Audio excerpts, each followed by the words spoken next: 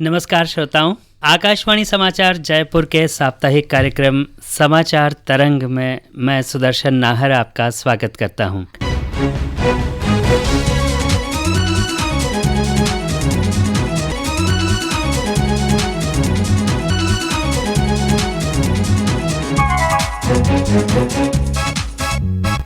मित्रों, देश की प्रगति में युवा वर्ग का बहुत बड़ा योगदान होता है। हम भारतवासी बहुत भाग्यशाली हैं कि हमारे देश की आबादी का एक बड़ा हिस्सा युवाओं का है। हम दुनिया की एक युवा और तेजी से बढ़ती अर्थव्यवस्था हैं। देश में उच्च गुणवत्ता का मानव संसाधन विकसित करने और उसका समुचित उपयोग सुनिश्चित करने के उद्देश्य से केंद्र सरकार ने नई राष्ट्रीय शिक्षा नीति लागू की है। यह शिक्षा नीति वर्ष 2020 में तैयार की गई थी और इसी शैक्षणिक सत्र से इसे लागू किया जा रहा है। प्रदेश के कई शैक्षणिक संस्थानों में नई शिक्षा नीति लागू हो गई है और इसके अनुसार जरूरी बदलाव भी किए जा रहे हैं। इसी विषय पर बात करने के लिए आज हमने स्टूडियो में आमंत्रित किया है हरिदेव जोशी पत्रकारिता और जनसंचार विश्वविद्यालय जयपुर की कुलपति प्रोफेसर सुधीर राजीव को। प्रोफेसर राजीव, आपका स्वागत है। बहुत बहुत धन्यवाद। सभी श्रोताओं को नमस्कार। इसी के साथ चर्चा में मेरे साथ मौजूद हैं हमारे संवाददाता डॉक्टर जितेंद्र द्विवेदी। द्विवेदी साहब, आपका भी स्वागत है। धन्यवाद। प्रोफेसर राजीव, सबसे पहले हम जानना चाहेंगे कि देश को नई राष्ट्रीय शिक्षा नीति की जरूरत क्यों पड़ी और इसके तहत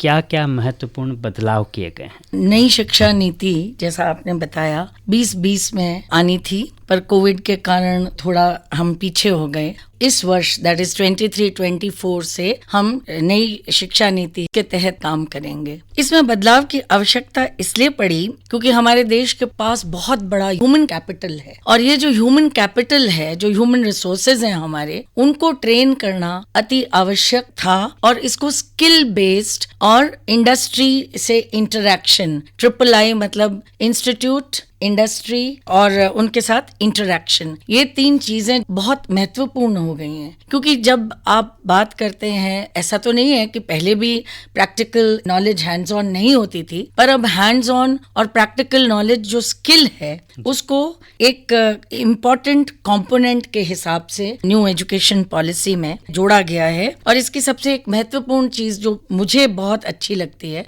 वो ये है मल्टीपल एंट्री और एग्जिट सिस्टम। ये हमारे फाइनेंशियल हेल्थ जो यूनिवर्सिटीज और इंस्टीट्यूट्स हैं उस पर शायद असर पड़े, पर अगर मैं स्टूडेंट के पर्सपेक्टिव से सोचूं तो आज अगर किसी अभिभावक का या पेरेंट का ट्रांसफर हो जाता है तो पहले ये था कि भाई जहां से आपने फर्स्ट ईयर किया वहीं से आपको सेकंड और थर्ड ईयर करना है, जहां से प्रीवियस किया वहीं से फाइनल ईयर करना है। तो एक जिसे हम कहते हैं कि एक व्यापक जो चीज है वो ये है कि अगर आपके पास संसाधन नहीं है या आप कुछ और करना चाहते हैं तो आपने 1 साल किया, आपको सर्टिफिकेट कोर्स मिल जाएगा BA का, और आपको अगर 1 साल के बाद निकलना है तो 3 क्रेडिट या 4 क्रेडिट्स आपको स्किल के लेके निकलना पड़ेगा, तब आपको सर्टिफिकेट मिलेगा। आपने 2 साल का किया BA का तो आपको उसमें डिप्लोमा का मिलेगा, और अगर आपने 3 साल किया और 3 साल का कोर्स आपने ऑप्ट किया तो आपको डिग्री मिलेगी। इसी तरह एक और MA ऑफ कोर्स 3 साल की डिग्री के साथ 2 साल का होगा।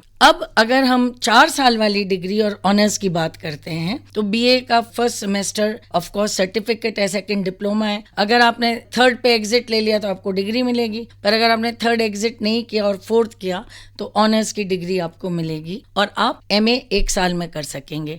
इसमें यह है कि जो लैटरल एंट्री है, किसी ने बाहर से MA प्रीवियस किया है, किसी ने डिप्लोमा किया है, तो बहुत सारी यूनिवर्सिटीज में लैटरल एंट्री स्टूडेंट्स को मिल सकती है। तो स्किल बेस्ड, टाइम बेस्ड और ह्यूमन कैपिटल को ध्यान में रखते हुए जो हम इंटरैक्टिव स्टडीज का प्रैक्टिकल हैंड्स ऑन चीजों से जो बात करते हैं, ये मुझे लगता है कुछ मुख्य मुद्दे हैं। और भी बहुत सारी चीजें हैं इसमें, बट ये कुछ मुख्य मुद्दे हैं। और मुझे बड़ा खूबसूरत लगता है जो सेमेस्टर के नाम है, बसंत और पावस। बसंत की बात सुनते ही आपको लगता है कि हाँ, जिंदगी में बसंत आया है। तो मैडम, मोटे रूप से ये समझा जाए, यदि अब किसी व्यक्ति ने, किसी विद्यार्थी ने 1 साल भी दिया है और कुछ सीखा है तो उसे कुछ ना कुछ तो मिलेगा। ऐसा नहीं कि उसका जो समय है और जो पढ़ाई की है वो जाया जाएगी। या बर्बाद हो जाएगी।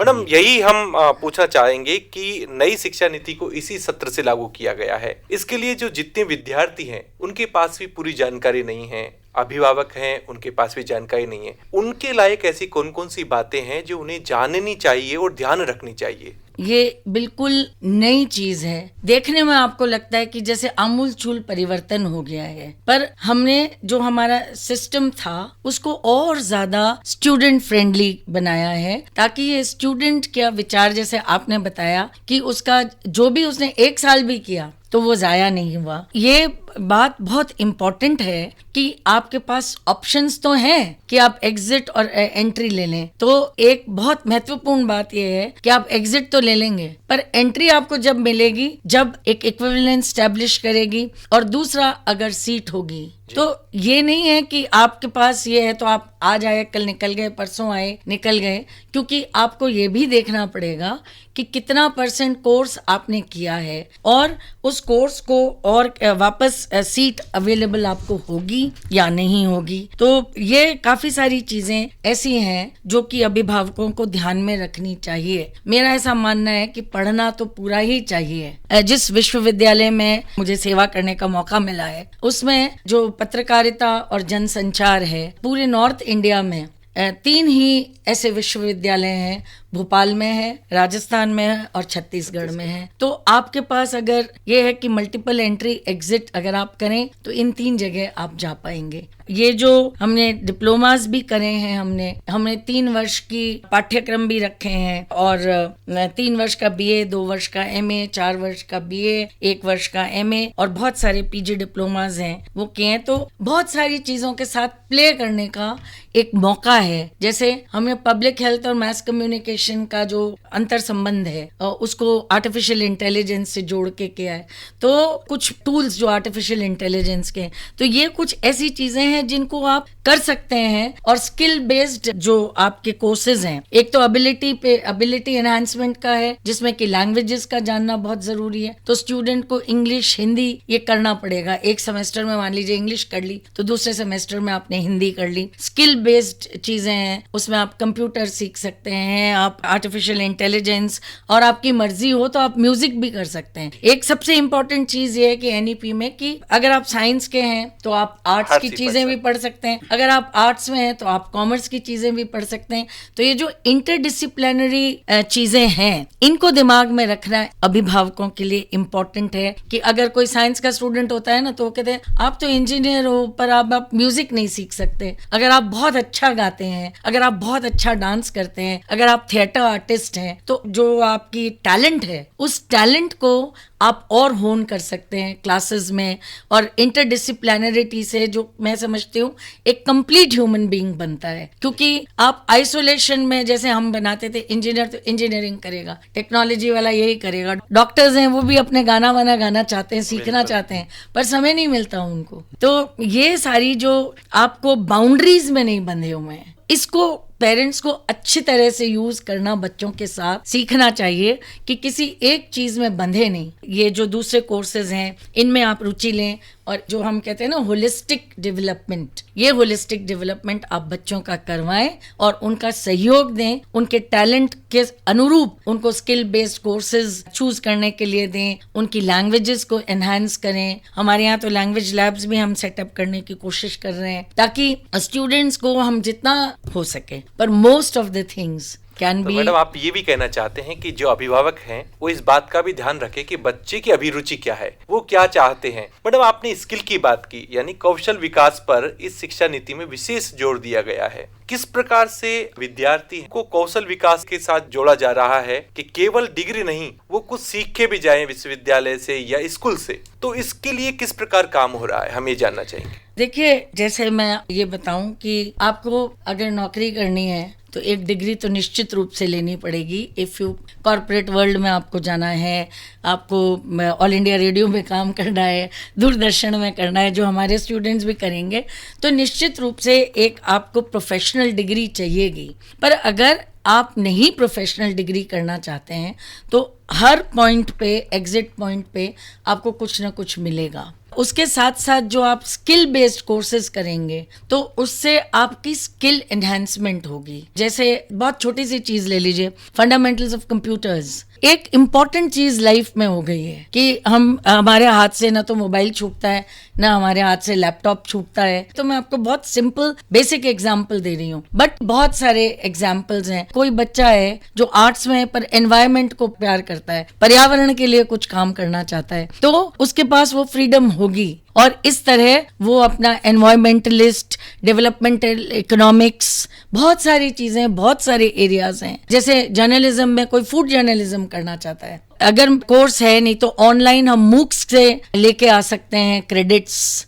कभी ये स्किल बेस्ड, मान लीजिए किसी यूनिवर्सिटी में ऑफर्ड नहीं है तो मूक से भी क्रेडिट लेके आ सकता है और उन क्रेडिट्स को हम आपकी board of studies, academic council और बॉम से उसको अप्रूव होना चाहिए, बट उसको हम यूज कर सकते हैं। तो ये काफी सारी ऐसी चीजें हैं जो समाहित करी हैं, जैसे ऑफलाइन ऑनलाइन। तो ये इतनी सारी चीजें हैं स्किल एनहांसमेंट में हेल्प करेगी, अपनी टैलेंट को, अपने पोटेंशियल को मैक्सिमम तक ले जाने के लिए हेल्प करेगी। जी प्रोफेसर राजीव, जैसा आपने अभी बताया विश्वविद्यालय है वो व्यक्तित्व विकास पूरा हो इस पे ध्यान दे रहे हैं। इसमें अब जब व्यक्तित्व विकास की बात आती है तो निश्चित रूप से भाषा अपने आप में एक बहुत बड़ा माध्यम है। जो नई राष्ट्रीय शिक्षा नीति है इसमें स्थानीय भाषा और बोलियों को बढ़ावा देने का भी प्रस्ताव है, इसे आप किस तरीके से देखते हैं? जो फर्स्ट ईयर है उसमें एबिलिटी एनहांसमेंट कोर्सेज हैं, वो लैंग्वेजेस पे भी बेस्ड हैं। और दूसरी बात है, जैसे दो और इम्पोर्टेंट चीजें जो रीजनल लैंग्वेज में पढ़ाया जाए और इंटरनेशनलाइजेशन ऑफ एजुकेशन। तो जो ये है कि आप अपनी भाषा में उसको ट्रांसलेट करें, क्योंकि ऐसा माना जाता है कि जो बच्चा बचपन में भाषा बोलता है उसमें सीखता भी जल्दी है। ऐसे बहुत से विषय होंगे जिनमें कि आपके पास बुक्स नहीं होंगी और स्टैंडर्ड बुक्स को डेवलप करने में बहुत टाइम लगेगा। मेरा मानना है कि तब तक हम दोनों तरफ चलें, जब तक कि हम क्वालिटी एजुकेशन और क्वालिटी बुक्स का प्रोडक्शन हम अपनी स्वयं की रीजनल लैंग्वेजेस में नहीं डेवलप कर सकते। क्योंकि अगर 20-25 किताबें होंगी तो बच्चों के पास जो कहते हैं ना एक स्टोर ऑफ नॉलेज जो लाइब्रेरी में, जो कि इंटरनेट पे नहीं होगा या क्लासरूम में भी टीचिंग में होगा, तो जब तक हमारे पास एक कॉर्पस नॉलेज का नहीं क्वालिटी का बनता है तब तक मुझे लगता है कि हमें सभी तरफ से, जैसे भारत का वो है ना, आनो भद्रा कृतव यंतु विश्वतः, चारों तरफ से विश्व से नॉलेज आनी चाहिए। तो मेरा तो ये मानना है कि आपको भाषाएं वो आनी चाहिए जो कि आपको वर्ल्ड सिटीजन बनने के लिए आपको प्रेरित करे और आप जो विश्व के नागरिक बन सकें और विश्व बंधुत्व के विचार हैं उसको हम आगे बढ़ा सकें। तो सिर्फ एक ही लैंग्वेज नहीं आनी चाहिए, आपको बहुत सारी लैंग्वेजेस आपको आनी चाहिए और सबसे पहले अपनी जो मातृभाषा है वो भी आनी चाहिए। वो तो सर उसी से हमारी जिंदगी चालू होती है। मातृभाषा का मतलब ये जो भाषा आप बाल्यावस्था में बोलते हैं।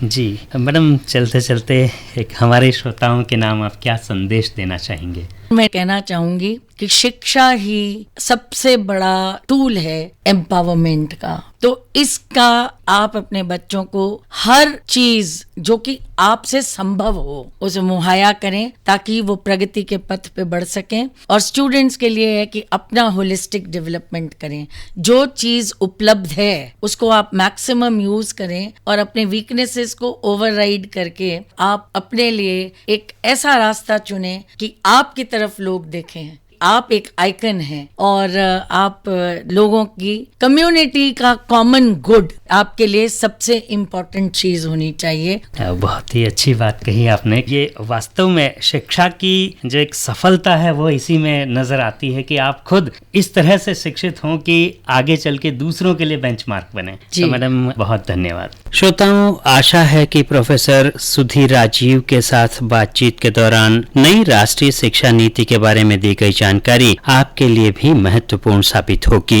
अगले हफ्ते फिर मिलेंगे एक नए विषय पर जानकारी के साथ। तब तक के लिए अनुमति दीजिए। जाने से पहले आपको बता दूं कि कार्यक्रम का संपादन किया राजेंद्र मीणा ने, तकनीकी सहयोग दिया श्री मोहन मीणा ने और कार्यक्रम के प्रस्तुतकर्ता हैं नीलेश कुमार कालभोर।